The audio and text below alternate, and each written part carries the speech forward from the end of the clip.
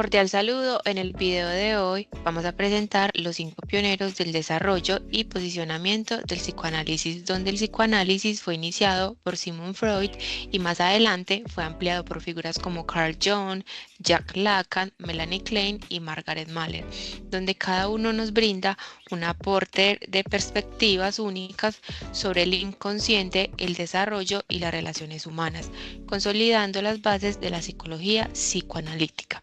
Empezamos con mi compañera Sandra. Hola, ¿cómo se organiza la mente de un bebé desde los primeros meses de vida? Soy Sandra Henao y en este episodio vamos a profundizar en la respuesta que Melanie Klein dio a esta pregunta al proponer las posiciones esquizoparanoide y depresiva como fases fundamentales para la comprensión del psiquismo humano. Klein fue pionera en el psicoanálisis infantil y creó una teoría única: usar el juego como herramienta terapéutica. A través de muñecos y juguetes logró algo increíble: escuchar el lenguaje emocional de los niños. En primer lugar, tenemos la posición esquizoparanoide. El bebé percibe los objetos como buenos o malos, proyectando en ellos sus miedos. Más adelante aparece la posición depresiva, donde describe que el objeto amado y odiado es el mismo. Y esto abre puertas a relaciones mucho más integradas. Klein también nos habló sobre la identificación proyectiva de los objetos internos y la importancia de las fantasías inconscientes presentes de los primeros años de vida.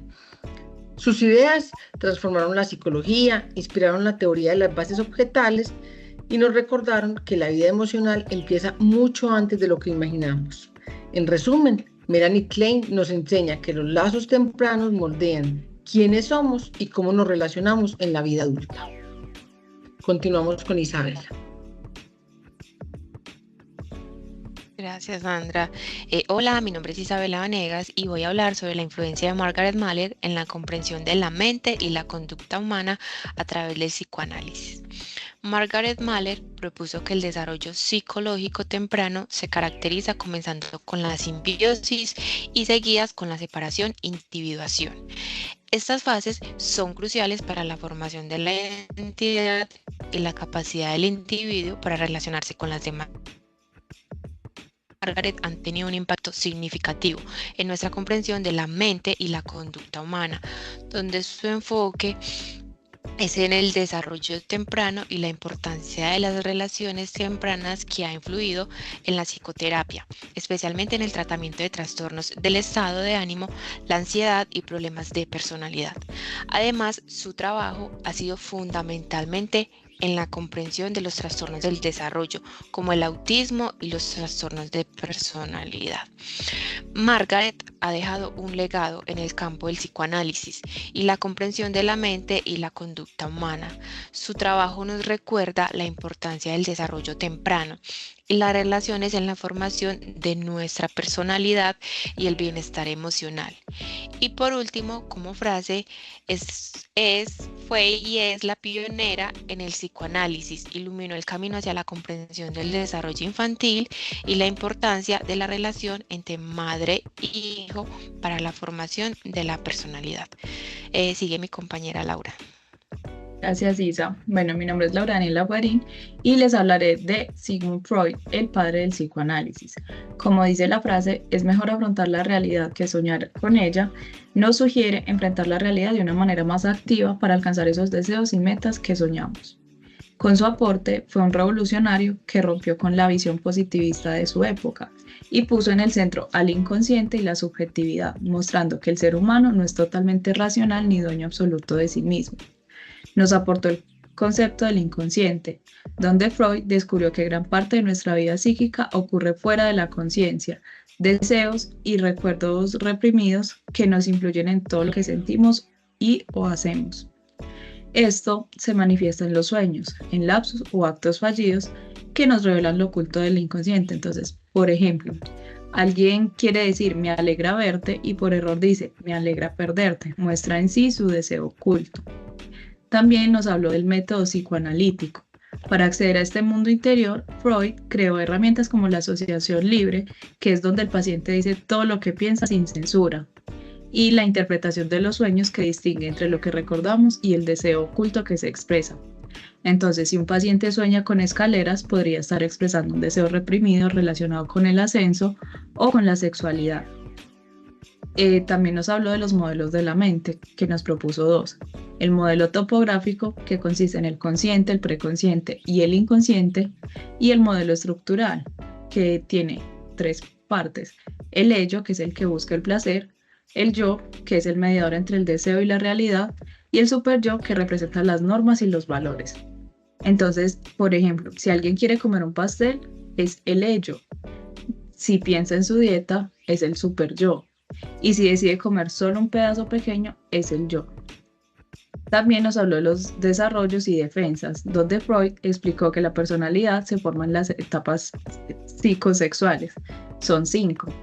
Está la parte oral, anal, fálica, latencia y genital, y que si hay conflictos no resueltos, pueden surgir fijaciones más adelante. También nos describió los mecanismos de defensa como la represión o la sublimación, que usamos para protegernos de la ansiedad. Entonces, por ejemplo, una persona con agresividad reprimida puede sublimarla practicando boxeo o escribiendo novelas violentas.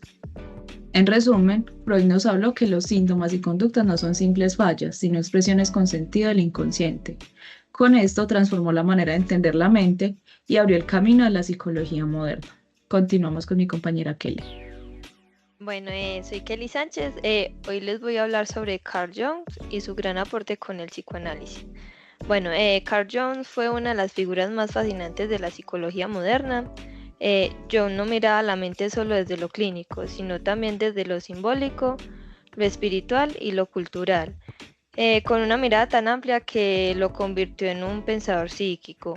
En sus inicios trabajó con Sigmund Freud, con quien compartió una relación muy estrecha. Pronto también decidió apartarse de sus ideas, mientras Freud veía la vida psíquica primordialmente como la sexualidad reprimida.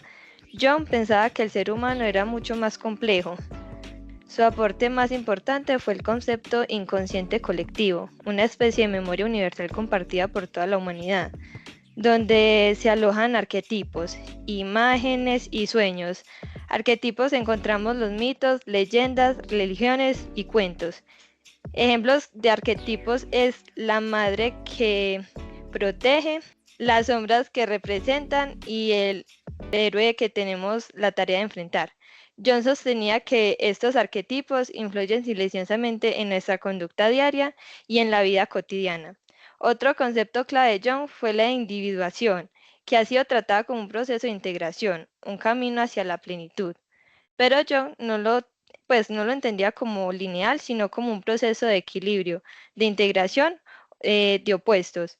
La filosofía, la religión, la mitología y todas las reflexiones culturales de diferentes lugares del mundo era para Jung un mismo lenguaje universal, del inconsciente colectivo.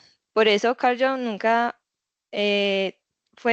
no solo fue discípulo de Freud, sino que abrió horizontes mucho más amplios y profundos, llevando la psicología hacia un diálogo con el arte y el alma humana. El alma puede dialogar con la ciencia porque nos habla a través de nuestras emociones, sueños, símbolos y arquetipos. Y hoy por hoy su legado sigue vivo, marcando un llamado hacia el autoconocimiento y explorar dentro de nosotros mismos las emociones como puertas hacia la transformación. Bueno, los dejo con mi compañera Sandra.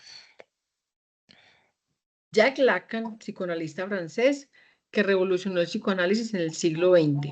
Él decía que su propuesta era un retorno a Freud, pero usando herramientas nuevas como la lingüística y la filosofía.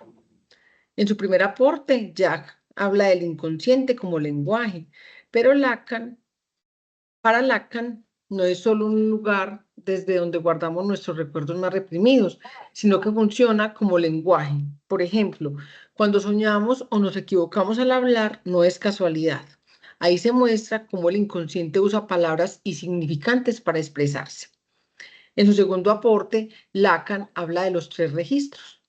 Él explicó la experiencia humana en 3 planos: el imaginativo, que tiene que ver con las imágenes y la identidad; el simbólico, que son las leyes y el lenguaje; y el real, que es lo que no podemos decir ni simbolizar, como por ejemplo un trauma, el cual no podemos expresar con palabras. Estos tres registros se cruzan y forman la vida psíquica de cada persona. Continuamos con Laura. Bueno, otro tercer concepto es el concepto del estadio del espejo, donde Lacan describe cómo el niño al verse en el espejo reconoce su imagen y dice, ese soy yo, aunque en realidad su vivencia interna todavía esté fragmentada. Ese momento es clave porque ahí nace el yo, pero también una ilusión de completitud que nunca será real. Como cuarto aporte nos habla del deseo y la falta. Entonces, para Lacan, el ser humano está marcado por una falta, donde el deseo surge de lo que no tenemos y siempre está en relación con el otro, es decir, con el lenguaje, con los demás y con la sociedad. En resumen, Lacan nos muestra que somos seres atravesados por el lenguaje, que el yo es una construcción imaginaria y que el psicoanálisis no busca adaptarnos, sino ayudarnos a asumir nuestra verdad más profunda, que es la del deseo. Vamos con las conclusiones con Kelly. En conclusión, las contribuciones teóricas del psicoanálisis con los aportes de los 5 autores, Melanie Klein, Margaret Miller, Sigmund Freud, Carl Jung y Jacques Lacan, han tenido un impacto profundo en la comprensión de la mente y la conducta humana.